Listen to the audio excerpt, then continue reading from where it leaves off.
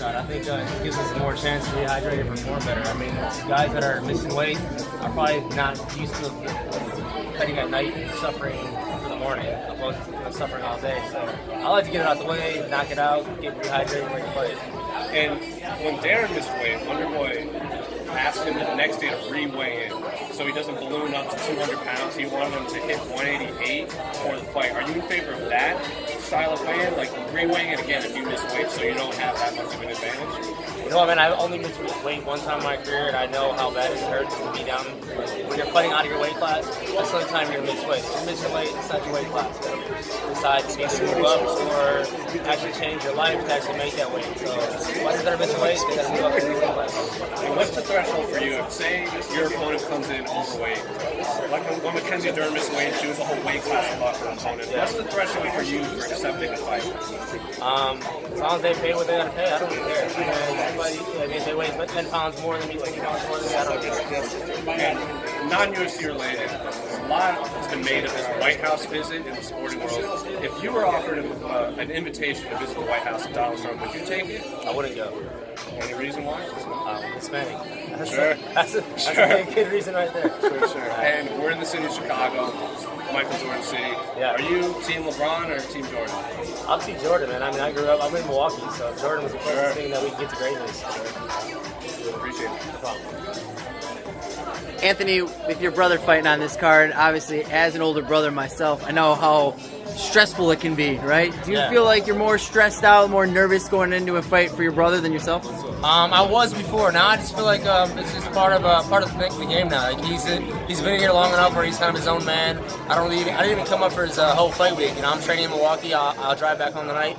I'll come out support him, but I think now I just feel like he got it. I mean, I know how good he is. If he performs to the best of his ability, he got his fight. What's it like with the whole CM Punk situation? A little bit different for his second fight than his first fight, right? Yeah, most definitely. I mean, he's way more prepared. I said it before in interviews. I mean, there's only so much how so good you can get in 6 months. I mean, even a year. Like you can't if you're gonna go to a professional team.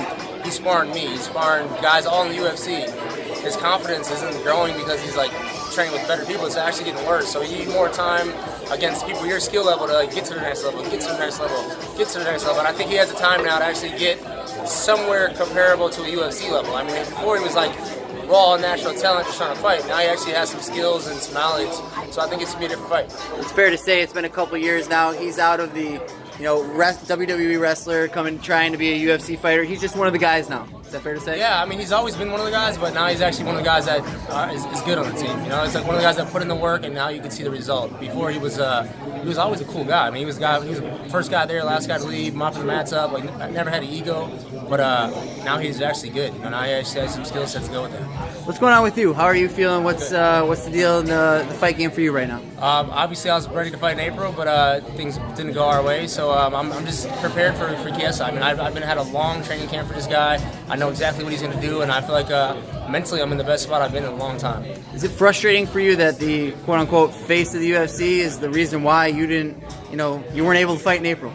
I mean, I feel like that was annoying, but shit happens. I mean, I'm not going to be like, oh, it's his fault. I mean, shit happens. Kiesa was sitting there. For some reason, the guys didn't want us to fight that night, so now we get pushed actually a lot. Thank you. Do you think it's good in a way that through this point in Sergio's career, the attention has kind of been on you, and he's kind of been able to find his game maybe under the radar and train? Do you think it's kind of good for him that you take the attention?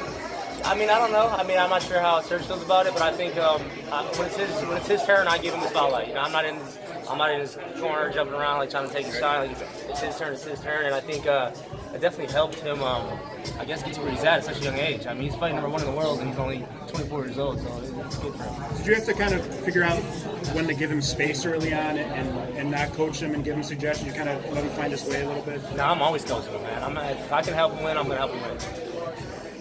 And I haven't seen you since New York, so I just want to ask, I mean, that was just one of the weirdest weeks for all of us, man. I got to ask, I mean, you were obviously right there in the thick of it. I mean, with you almost being in the fight, not being in the fight, I mean, what was that whole experience like for you? It was crazy. I mean, I think the media pushed it more than it really was. I mean, I almost had a title shot. It wasn't like they made it seem like I had an offer and I said no. Like, everything was all in the air. So it was like I cut weight.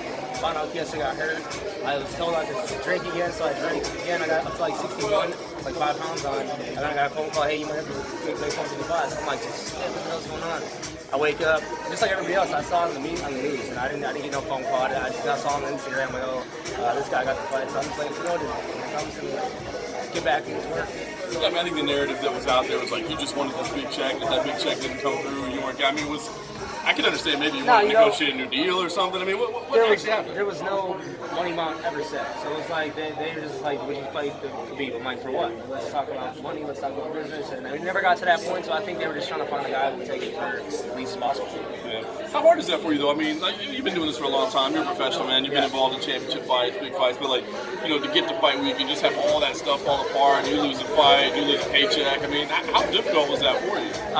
I mean, honestly, it was good for me because I feel like I haven't had 2 good training camps back to back without injuries. Like after the 48 fight, I had to take 3 months off because of the nose and the ribs. So I got right back to training camp. I had just time under my belt. So I feel like this time around on my title shot, I need to earn it. I'm not gonna cut any corners and jump for everybody. Like when I get it this time, I'm gonna be ready for it. And I'm gonna keep it. What has been the focus, man? Because your career has been so interesting to follow, man.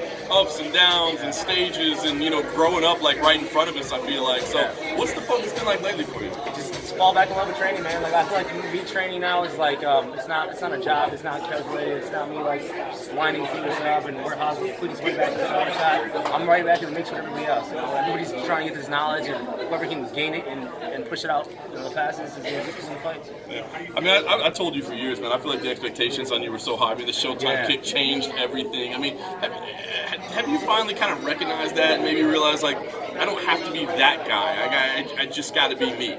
Now, the crazy thing is I tried to be that guy too much, like where I was forgetting what got me to that Showtime kick. Like, watch that fight. It wasn't like I was doing the kicks the whole fight. It was one Showtime kick and it landed. It was great basics, clean technique. I got away from that technique side because I focused on wrestling so much, and there's a lot of crap that I just had to fix. So I feel like I found out what I need to do, and I'm not back doing it. I've always thought you were a better jiu-jitsu fighter than a striker. Do you feel like? Only because I dropped these guys and didn't know the strikes, and that stopped happening, and now guys are backing me up. And my jiu-jitsu was like my second game, not when they were hurt, but just my second offense. So now I got to go back to hurting guys and like take it down. So what's on the horizon for you? You said you kind of, I mean, you want to slow build, get your way back there. I mean, well, I got Kiesa coming up, and that's all I've been focused on. I mean, I got a southpaw, tall, lanky guy.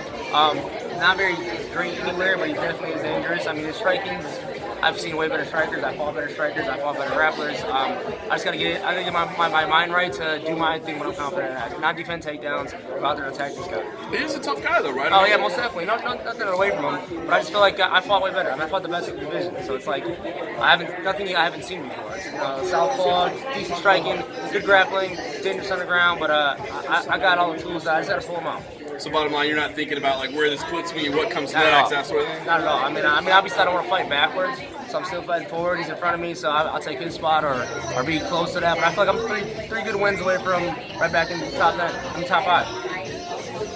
Anthony, you mentioned here a little bit earlier about your brother, only 24 years old. I just want to know, do you notice any similarities, the early part of your career, your early success, and obviously becoming champion? You notice that at all with Serge, just how successful he's been at an early age? Man, totally different. I started at 21. I was the WC champ in like 2 years, and I was the UFC champ 2 years after that. So my rise went like really, really quick. He actually had time to settle in and like take advantage of where he's at. Who he's fighting?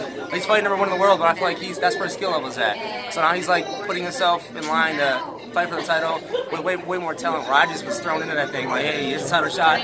You win a WC belt, you're fighting the best guy in the world in the UFC, and I was game for it. So my career is totally different. Does he lean on you at all just for support through all this? Listen, 24 years old, for sure. For anyone. Yeah, I mean, we're cutting weights together, we're training together. I mean, I've been through everything he's going through. I've had a loss, I've had a tougher opponent from the guy I lost to going into the next fight. So it's one of the things he's been around it, so he's not really thinking about it too much. Last thing, things got crazy there in Milwaukee for a little bit for you and your family. Just the random, vandalism that was happening everywhere. Things calmed down. Everything's good. Milwaukee's, I mean, obviously for me it did. That was the isolated incident like that. They just random act of violence. I mean, they were little kids, eighth graders, like going on the city stealing cars and shooting at people. So now, but the city's still, Milwaukee's a bad place, man. I mean, this weekend 136 cars were stolen, over a weekend. So it's just one of them places. It's a small town, and everybody's trying to fight to eat. So it's just it's a crazy place, man. Best of luck to you and your family this weekend. Thanks. Appreciate it.